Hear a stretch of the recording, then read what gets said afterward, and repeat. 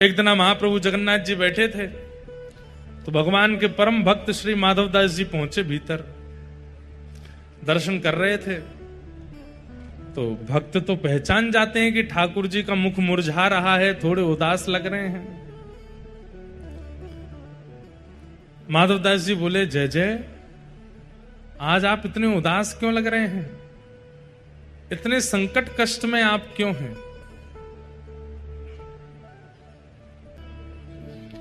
माधवदास जी बोले, प्रभु आप इतने हमको कष्ट में क्यों लग रहे हैं?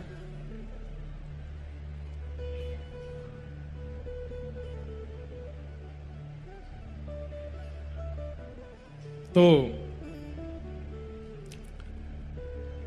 जगन्नाथ जी बोले, हमारा मन नहीं लग रहा। बोले, क्यों नहीं लग रहा?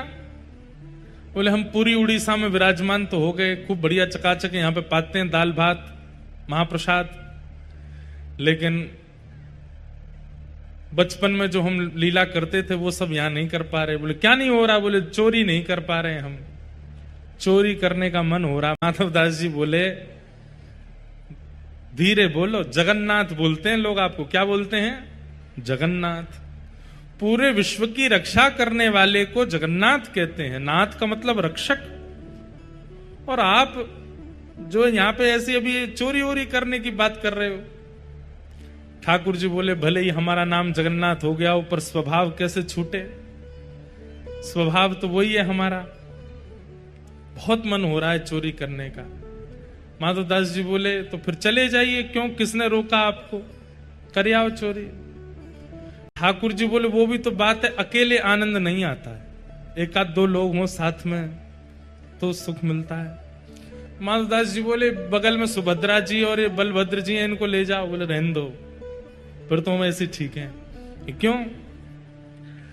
बोले, इनको लेकर के जाऊंगा तो फिर एक तो मुझसे खुद ही नहीं संभाला जाता अपने आप को, इनको क्या संभालूंगा फिर मैं? और बलराम जी हमारे वैसे क्रोधी हैं, चोरी में अगर पकड़े गए तो सीधा सर धड़ से अलग ही कर देंगे, उसका हत्या और हो जाएगी।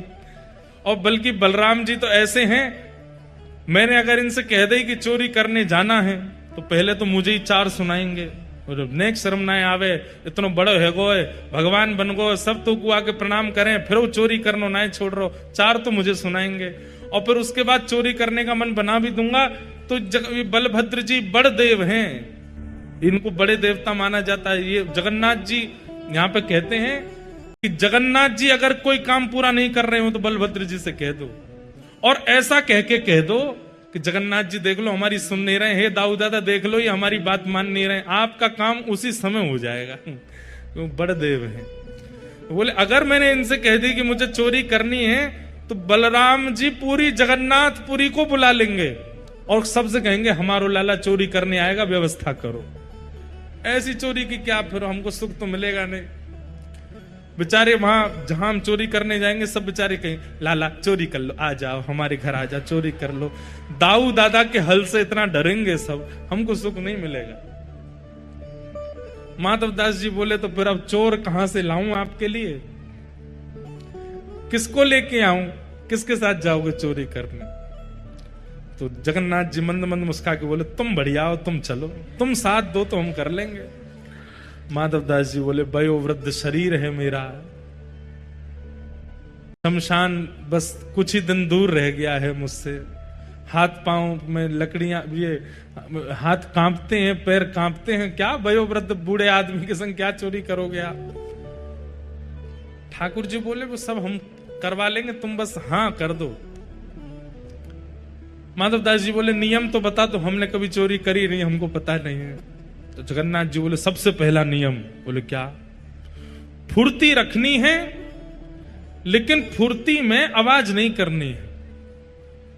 मतलब गति तो तेज हो, पर जैसे हम चलते हैं तो हमारे पैरों की आवाज आती, हाथों की आवाज आती, कपड़ों की आवाज आती, आवाज नहीं आनी चाहिए। फुर्ती भी हो और आवाज ना हो, पहला नियम। और दूसरी बात, पलके नहीं झपकनी, नेत्र खोल कर रखने, कान खोल के रखने, ध्यान रखना कहीं से कोई आ नहीं जाए। बोले, अच्छा, और कोई नियम? बोले, ये दो तुम निभा लेना, बाकी मैं संभाल लूंगा। चलो। माधवदास जी बोले कहां जाएंगे चोरी करने, कौन गोपी यहाँ, कौन गोपी के यहाँ जाओगे? बोले गोपी भोपी के यहाँ नहीं जाएंगे। तो बोले ये जो राजा हैं जगन्नाथपुरी के, इनके बगीचा में खूब सुंदर सुंदर कटहल होते हैं, और देखो ये हम हमारे लिए भोग लगाने भेजते नहीं है, हमको कटहल खाने का मन कर रहा है, कटहल की चोरी करके आएंगे। माधवदास जी बोले इतना सब कुछ करने की क्या आवश्यकता है, हम राजा जी को पत्र भेज देते हैं, कटहल भिजवा देंगे, कल कटहल ही कटहल पाना, आप चोरी करने का। अरे माधवदास फिर तुम वही बात कर रहे हो, तुम कटहल मंगाओ, चलो कह दो राजा से कल एक कटहल भेजे। कटहल आया, बोले अब इसकी सब्जी बनाओ, सब्जी बनाओ, अब हमने पाली अब तुम पाओ, वो पाली। बोले अब स्वाद मिल गया? बोले हाँ, अब तुम चोरी वाले कटहल का स्वाद देखना, इससे दुगना होगा। अब ये जो सुख मिला है ये फीका लगेगा उसके आगे, इसलिए अब चोरी करने चलो।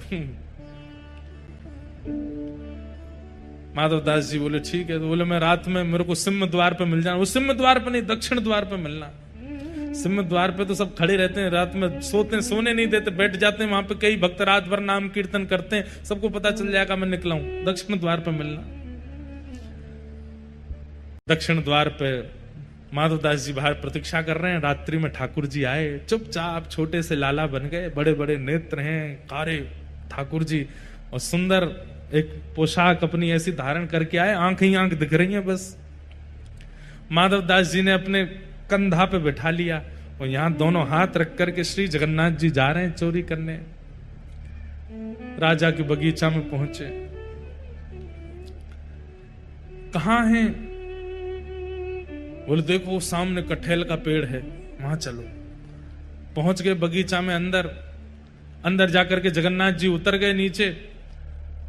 ठाकुर जी बोले अब ऊपर चढ़ना पड़ेगा, ऊपर से कटहल तोड़नी पड़ेगी।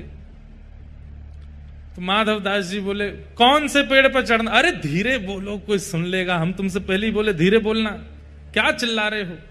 जैसे ही माधवदास जी बोले इतने में कौन से पेड़ पर चढ़ना है, तो बगीचे का मालिक उठ गया, बोले मैं बताता हूं कौन से पर चढ़ना, रुको। डंडा लेकर के आया, कहां हो तुम? अब जगन्नाथ जी मुख बंद करो, माधवदास जी को छुपा में बोले कि इतना तेज क्यों बोलते हो, पहले ही कहा था आवाज नहीं करनी, देखो आ रहा है, ढूंढ रहा है हमको। छुप के खड़े हो गए, बगीचा में घूम के चला गया, वो उसको नहीं मिले। माधवदास जी बोले अब क्या करना है? बोले देखो पेड़ के ऊपर हम दोनों में से कोई एक चढ़ेगा, और नीचे दूसरा ऐसे करके लपकेगा, गिरेगा तो धम आवाज होगी, फिर से आ जाएगा माली। तो माधवदास जी बोले आप तो लाला हो, इतना भारी आपका शरीर है, आप खुद ही धम्म से नहीं गिर जाओ, मैं चढ़ता हूं ऊपर। ठाकुर जी बोले तुम चढ़ो, हम पीताम्बरी करके खड़े, हम ले लेंगे गोद में।